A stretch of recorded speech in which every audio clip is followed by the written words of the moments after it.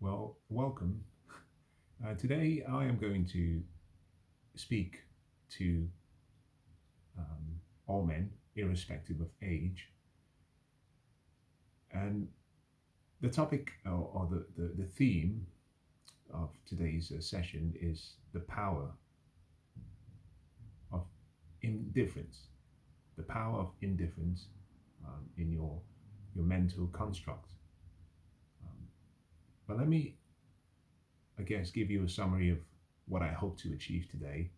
Um, in today's session, I am hoping that I can maybe uh, convince you, being the man, that you're much more uh, than you actually think you're worth. And if you can look to yourself, if you can look within, and if you can stay focused on your dreams, and if you can stay on your purpose, there is so much you can achieve, there is so much you can obtain without sacrificing uh, your masculinity, without sacrificing yourself, your future, or your potential. For many years, irrespective of whether you were born in the last 20, 30, or 40, even 50 years, for many years, perhaps going back as long as we can remember, men have naturally been taught or conditioned. Taught might not be the right word, perhaps subconsciously conditioned from a very young age uh, to always seek for the affirmation, uh, to always seek to be applauded by, to always seek to be acknowledged by, to always seek to be accepted by women. Um, and for many of us, we were conditioned to believe that as long as we obtain the approval and as long as we are esteemed by women, then that means that we must be doing something right. And you see that in society today. Now, I see that amongst very young boys and uh, even more mature men. There is a sense that their sense of self-confidence and self-esteem is intrinsically linked to how much approval and how much uh, acceptance they can obtain from the opposite sex, from women. I'd like to tell you in today's session that is completely nonsense. First of all, one of the reasons we call it self-confidence and self-esteem or self-concept is because it comes from self. No one can give you self-confidence. No one can make you feel esteemed because that should come from within. And partly the reason I stress that is because remember that if someone can lay a claim to your confidence, or if someone can claim that they gave you confidence, the same person can take away your confidence. I would like to, in today's session, I guess, encourage young men, particularly, to be slightly more indifferent. Indifferent, particularly to women. Now, this is not indifference towards men. I'm talking about indifference towards women, indifferent to sex, indifferent to the female nature, the approval of women. And let me start by, I guess, saying that one of the first things you should never do is you should never, ever, ever give up your masculinity. Never give up your self-esteem. Never give up your pride. Never give up your manhood. Never give up the essence of who you are. Never give up your purpose for a woman, and particularly for sex.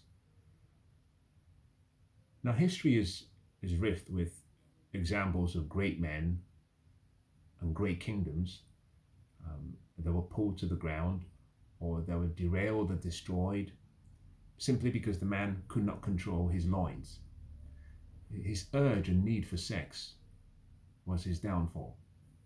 We know of David, considered the greatest king who ever lived. We know of Solomon, considered the wisest king who ever lived. We know of Samson and his shenanigans with Delilah. And even if you move from the books of antiquities and you come to more recent times, we know of Helen of Troy, who caused the Great War.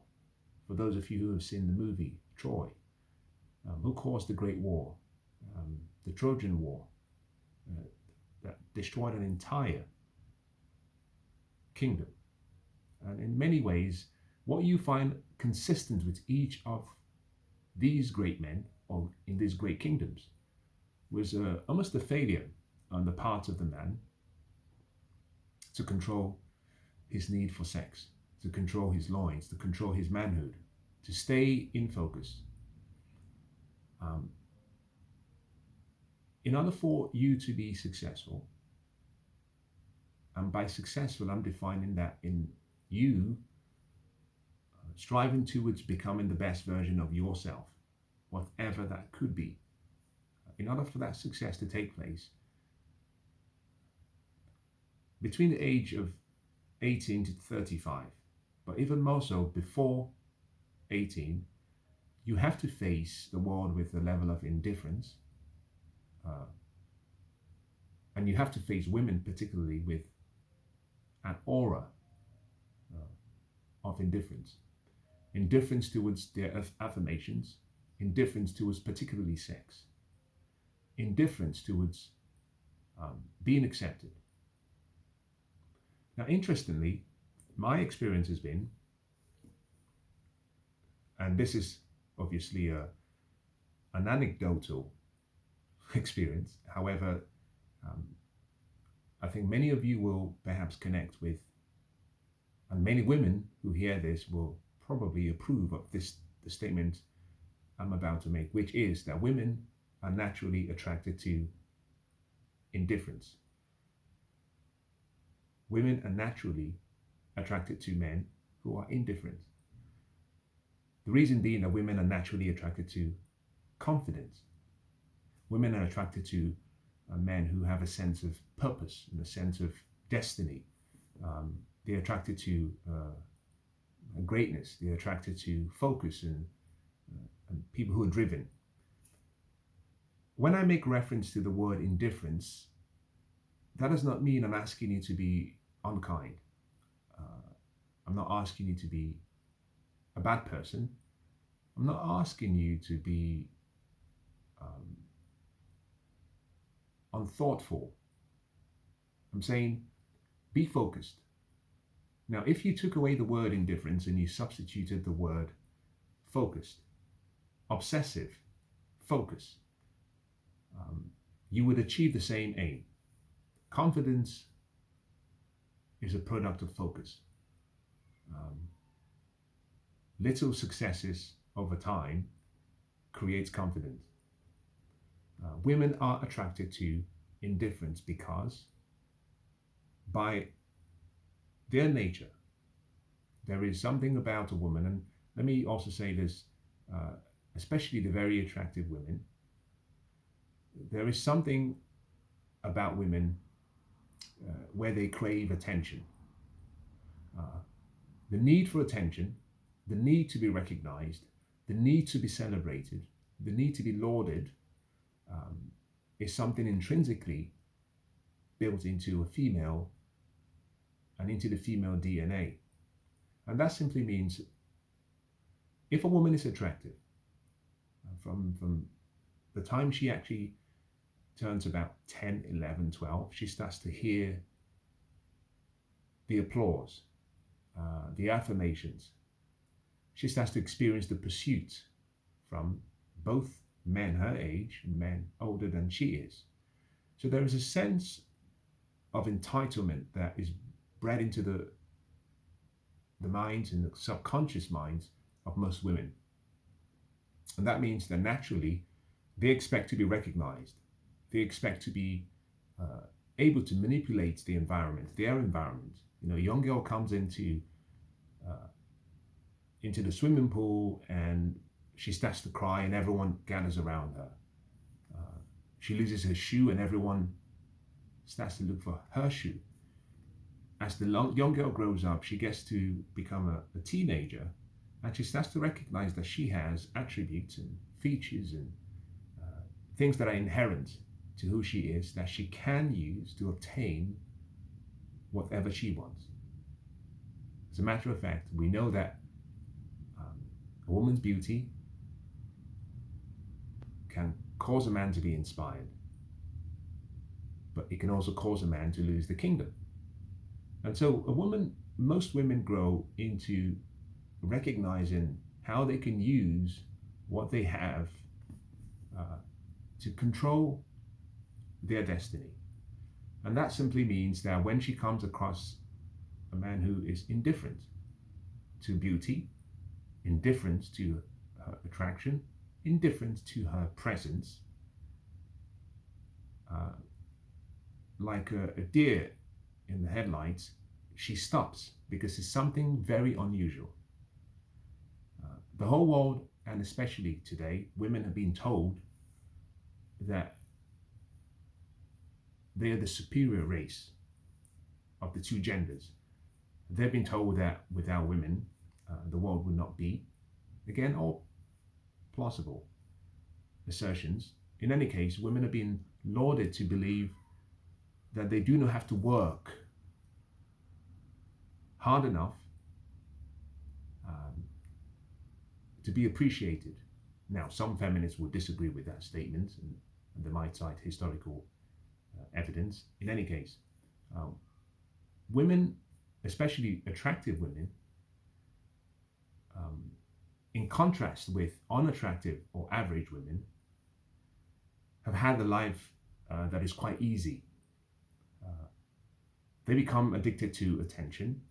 They use their beauty as a currency. They use their beauty to trade for whatever they want. Sometimes they don't give that beauty away. They simply present the beauty, and men generally, because of our inherent and our innate desire to be accepted, to be celebrated, and to be esteemed, we would do anything. Brothers will go to war with each other just to win the hand of a woman. Friends would destroy 30 years of brotherhood because of a woman. Kingdoms have been carved. As a matter of fact, I believe that if you go through history, we may never know, but I imagine if you go through histories, in every major decision a man has made, behind the scene has been the influence of a woman.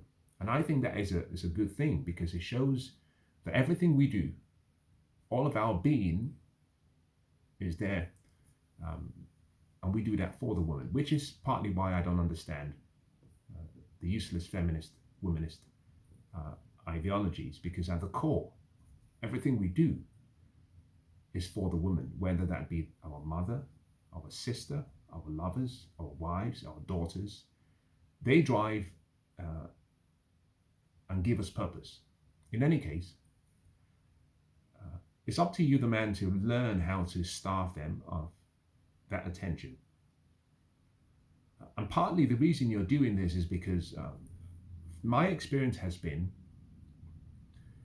that I've seen great men, or men that should have been great, let me rephrase that, throw away their destinies because they couldn't control their urge for sex. They were too desperate. They made mistakes. They made decisions and took actions that should never have been taken.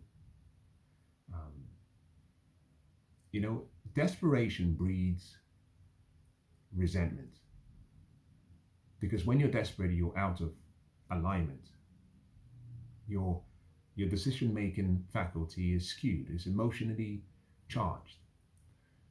And therefore you can make mistakes that sometimes are not redeemable. And this is partly why I say you should have an attitude of indifference, an aura of indifference, the psychology of a winner. You should have a focus whereby your purpose, your goals, your dreams come first. Now, let me give you a good example. And I said this to someone, I said it to the lady when we first met. I said that in my life,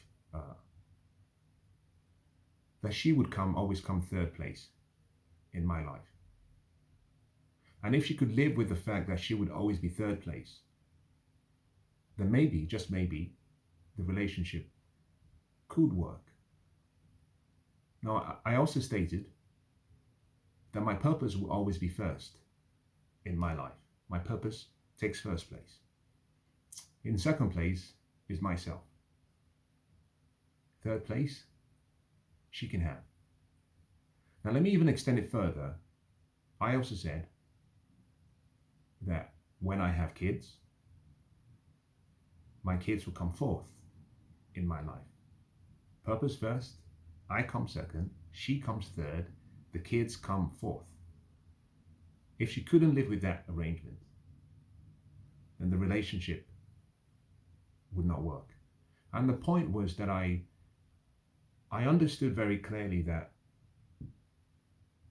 if I wasn't focused on my purpose and I didn't have any goals, then I couldn't be my best self. And if I couldn't be my best self, then I couldn't look after her. I couldn't be there for her, which meant I couldn't be a good father.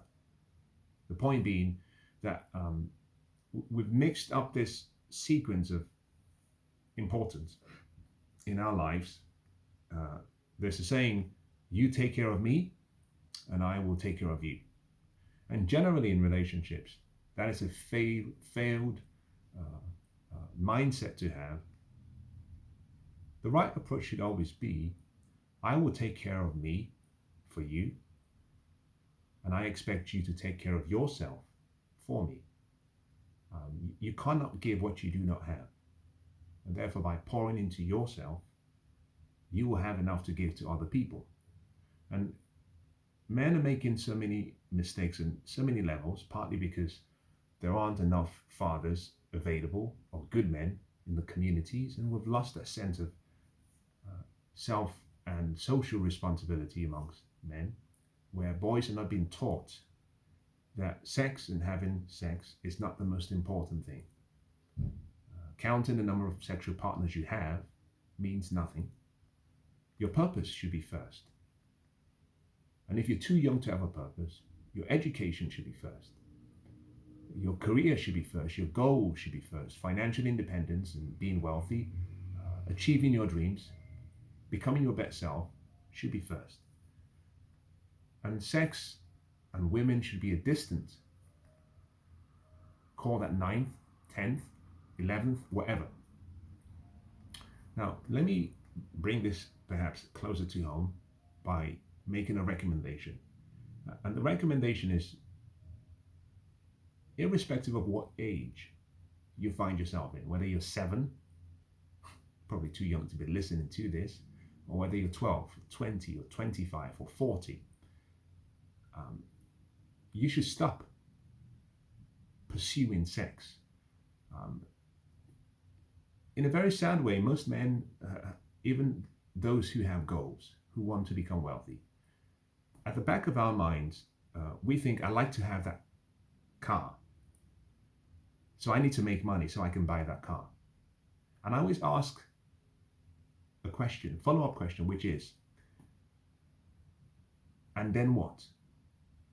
I like to get wealthy. And then what? So I can buy that car. And then what? And when you drill it down to the final lowest common denominator, it usually turns out that it has to do with, so I can attract that woman, so I can get the approval of that woman, so I can get the affirmation, and I can be lauded by that woman. And I would say that has to stop. Put yourself first. The goal should be, I like to get wealthy for me. I like to buy that car for me. I like to own that house for me, for what I will gain by being the owner. Not because someone else will approve of me, not because someone else will give you something that you believe you cannot obtain, usually sex, for having that status. Now, make no mistake, in society today, you've heard me say before that dating is an art of deceit. Men have been conditioned that if they have resources and if they have things, then sex will come. So men are conditioned to think that they have to pursue sex through various means without realizing that no, you can obtain sex. You don't have to pursue all of those things. You can be indifferent and still achieve whatever sexual encounters you want. Now this leads me to say, to provide a recommendation, which is,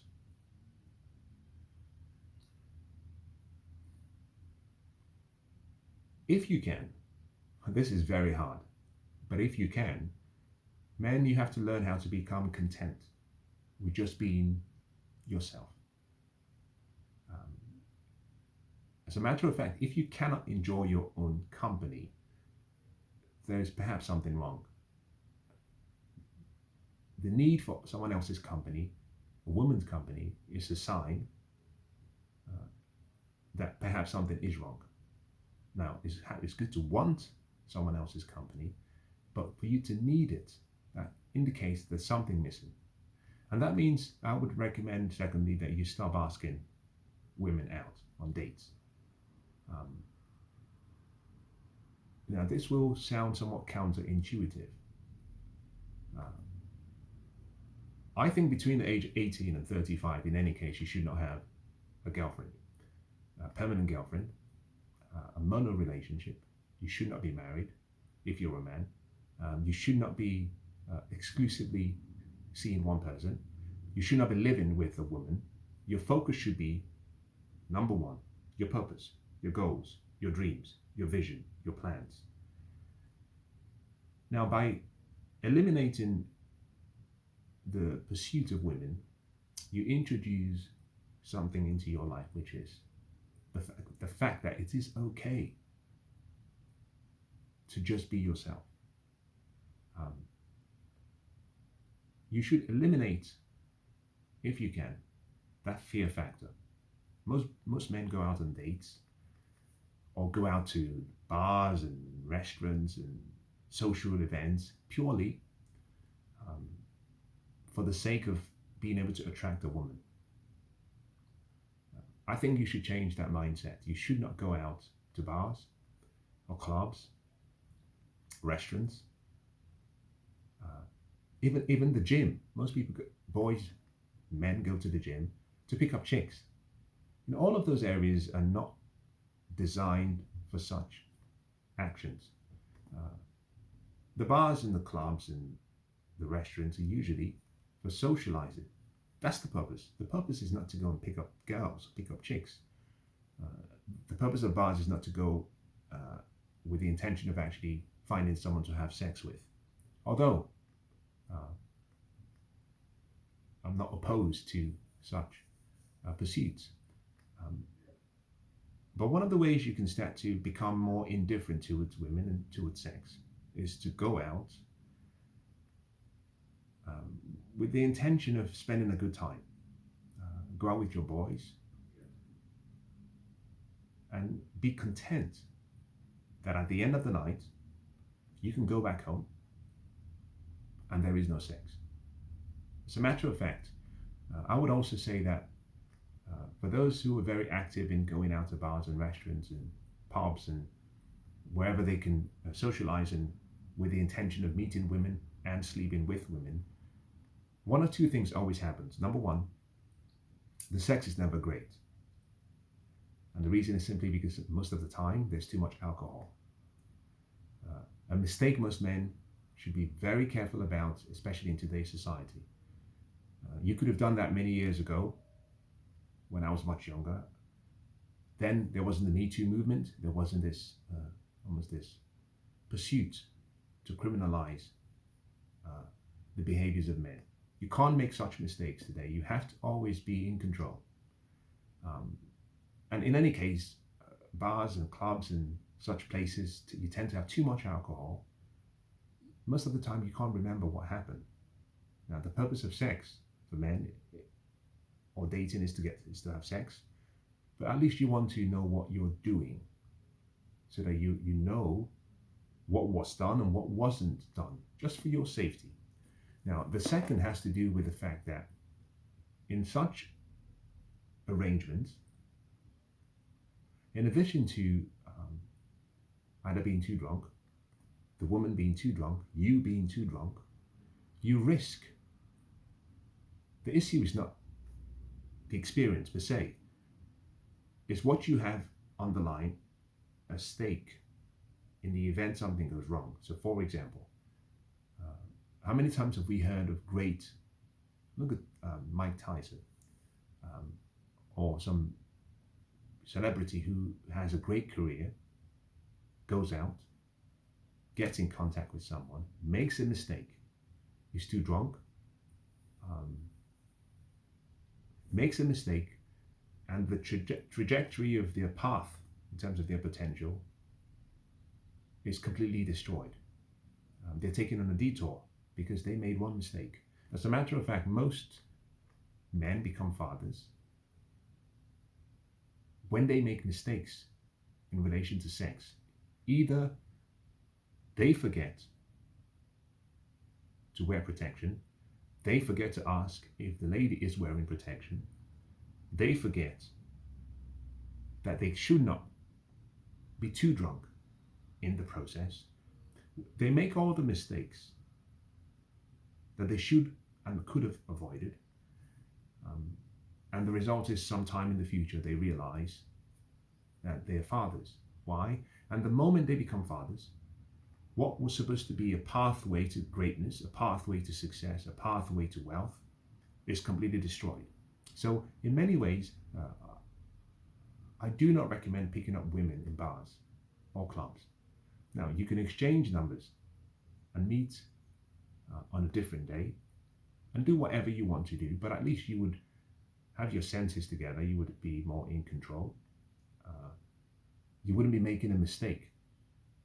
I have known men and women who woke up the next morning and regretted, let's just put it that way, they regretted the night.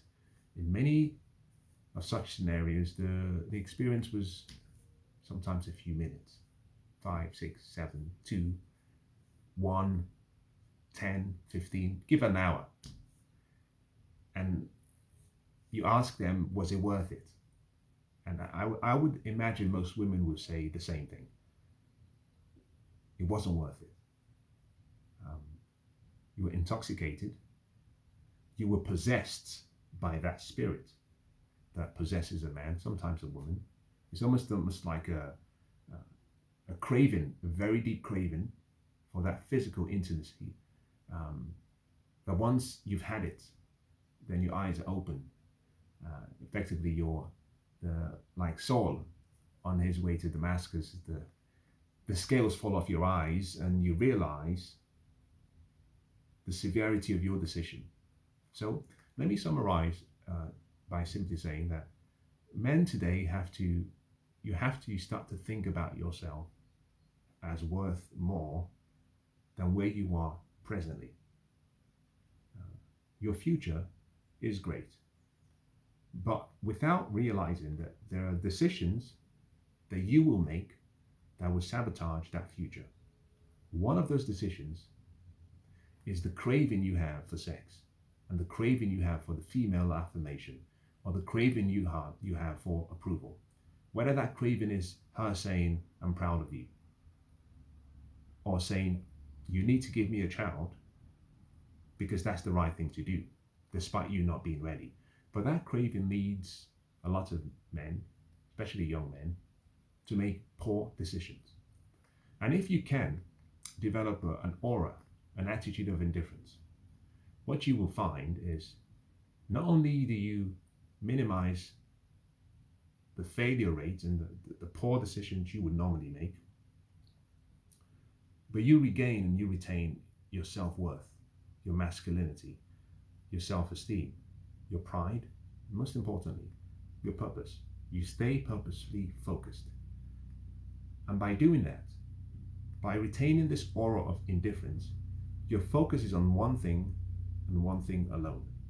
As the great writer says, turning neither to the left or to the right, staying focused on the goal, on the mark, not being distracted, you would find that you could achieve both your dreams, but that indifference breeds a level of confidence which women find attractive, and therefore they are attracted to you as a result of that, which means you can still have your cake and eat it, provided you go about the process the right way.